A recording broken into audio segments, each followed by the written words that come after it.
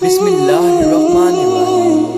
अस्सलामुअलैकुम दोस्तों। नबी करीम सल्लल्लाहु अलैहि वसल्लम के ज़माने की बात है कि मक्का में एक बेवा औरत रहती थी। वो मुसलमान नहीं थी बल्कि मुशरिक थी।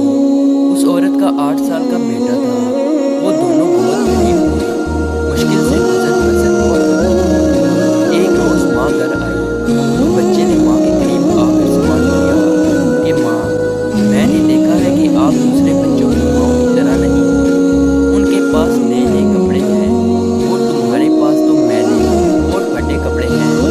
माँ ने बेटे की तरफ नजर फेर कर देखा, प्यार से उसे अपने पास बिठाया और कहने लगी, तो मेरा बेटा अब इतना बड़ा हो गया है कि उसे अपनी माँ की हालात समझ आने लगी है। फिर अपने बेटे को सीने से लगाया और रोते हुए कहने लगी, बेटा, तुम्हारा बाप मर चुका है और तेरी माँ अब बेवा है और तू यतीम है, इसलिए मेरे पास पहनने को अच्छे कपड़े नहीं हैं। तेरी माँ सारा दिन लोगों के घरों में काम करती है और जो कुछ भी आज तक कमाया है वो तुम पर लगा दिया है। तुझे खाना खिलाया ताकि तू भूखा ना रहे, तेरे लिए कपड़े बनाए ताकि तेरा जिस्म ढाक सकूं और तेरी परवरिश कर सकूं। ये कहकर माँ बेटे को गले लगाकर खूब रोई। बेटे ने माँ को चुप करवाते हुए कहा, माँ, तेरी चादर फट गई है ना, मैं तेरे लिए नई चादर लाऊंगा। माँ ने पूछा, बेटा, कहाँ से लाएगा, तू अभी 8 साल का बच्चा है। बच्चे ने बोला, माँ, मैं चचा से मांग कर लाऊंगा। माँ ने कहा, तेरे चचा ने तो तेरे बाप की ज़मीन पर कब्जा कर रखा है, वो तुझे चादर कहाँ से देगा। बेटा बोला, नहीं माँ, मैं ज़रूर जाऊंगा। मैं चचा से जाकर कहूँगा कि मैं तेरा भतीजा हूँ, वो मुझे देखकर खुश होगा। मैं कहूँगा मैं ज़मीन लेने नहीं आया, बस माँ के लिए चादर लेने आया हूँ।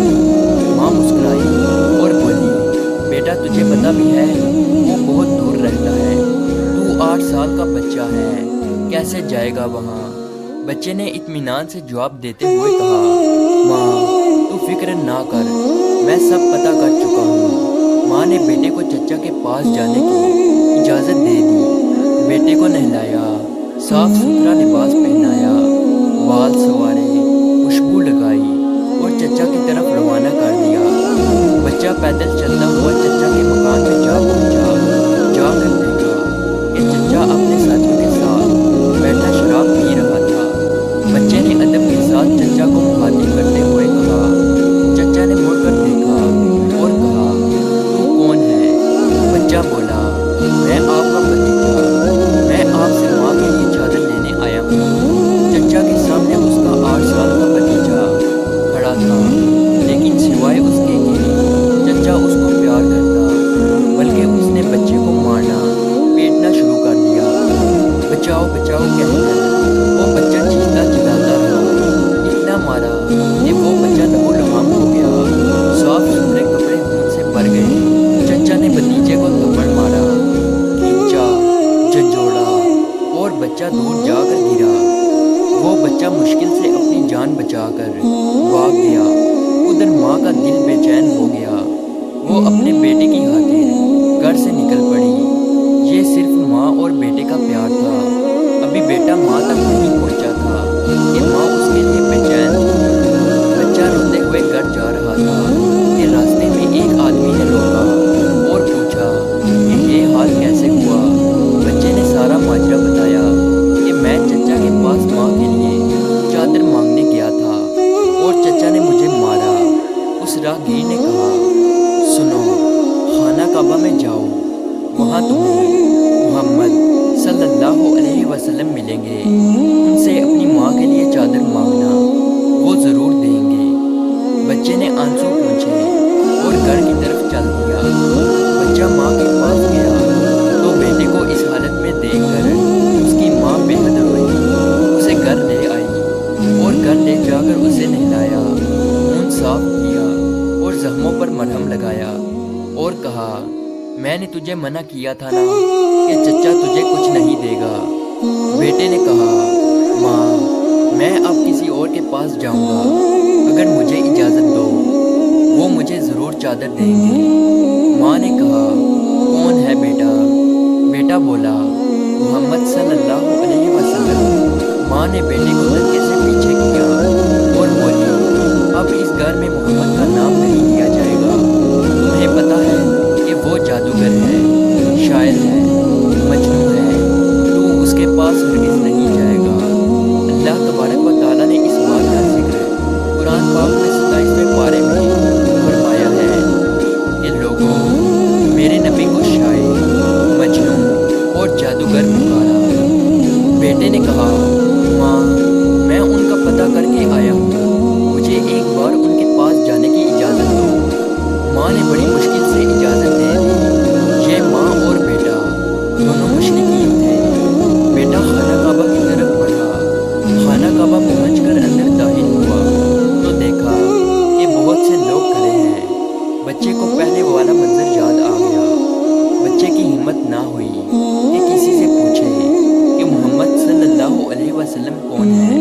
بچہ کھڑا دور سے دیکھتا رہا، پھر اس نے کعبہ کے گرد چکر لگانا شروع کر دیا۔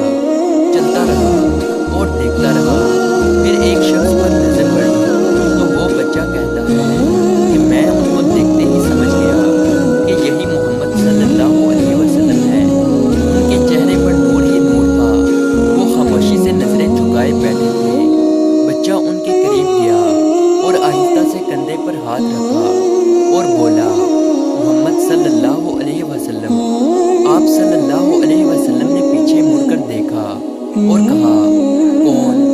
بچہ ایک دم گھبرا گیا اور روتے ہوئے کہنے لگا میں ایک یتیم ہوں، میری ماں بیوہ ہے، مجھے میری ماں کے لیے ایک چادر چاہیے۔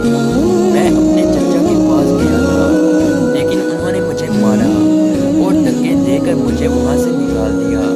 پھر کسی نے مجھے کہا کہ محمد صلی اللہ علیہ وسلم کے پاس جاؤ، وہ تمہیں چادر ضرور دیں گے۔ نبی کریم صلی اللہ علیہ وسلم 8 سال کے بچے کے منہ سے یہ بات سن کر کھڑے ہو گئے اور اسے سینے سے لگایا اور روتے ہوئے فرمانے لگے میں بھی یتیم ہوں، میری ماں بھی بیوہ تھی، میں سمجھ سکتا ہوں کہ یتیم کی زندگی گزارنا کیسا ہے۔ آپ صلی اللہ علیہ وسلم روتے رہے اور بچے کے سر پر ہاتھ پھیرتے رہے، اسے پیار کیا اور کندھے پر سے چادر اتار کر اسے دے دی اور فرمایا یہ لو چادر اور اپنی ماں کو دے دیا۔